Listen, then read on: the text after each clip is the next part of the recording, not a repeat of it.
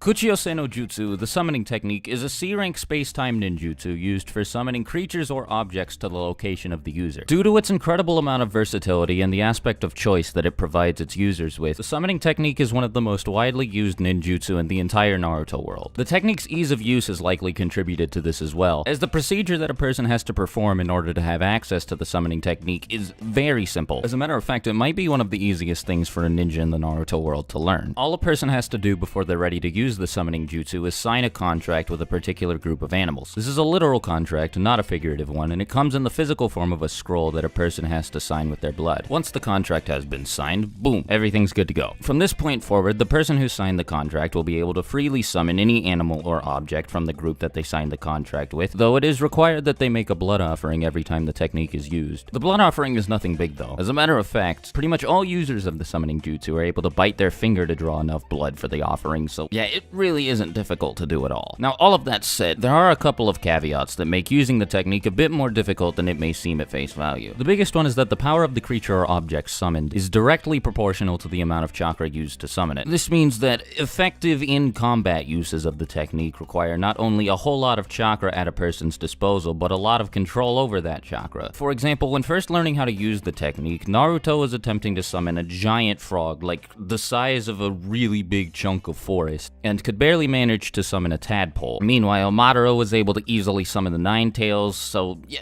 I think you get the comparison here. This might not be a problem for some people, as not everybody wants the ability to summon giant kaiju monsters. Just take a look at Kakashi. He's perfectly fine just summoning a group of tiny dogs. But it is worth noting for the sake of making it clear that not everybody can summon gigantic killer death monsters. The other most notable weakness of the summoning technique is that summoned creatures don't have to listen to their summoner. Gamabunta made this very clear to Naruto, as he wanted no part in being told what to do by a little genin. So when attempting to summon incredibly powerful creatures, it's in a shinobi's best interest to earn that creature's respect. This weakness doesn't apply to objects though, which the summoning technique is clearly capable of transporting. Users of it can summon shuriken, gigantic Rashomon walls, puppets, and even a torture chamber. So, I mean, yeah, like really, if it exists, you can summon it. Without a doubt, the best example of the jutsu's versatility and potential power is the impure world reincarnation technique, which, well, I explained everything that technique does in a separate video, so maybe you might want to go check that out. Anyhow, that's gonna be all for today. Thank you for watching the video all the way to the end. If you do decide to subscribe, well, hopefully I'll see you in my next video. And yeah, I'll talk to you guys later. As always, hope you guys have a fantastic day, and I'll talk to you later. Swagkage out. Bye.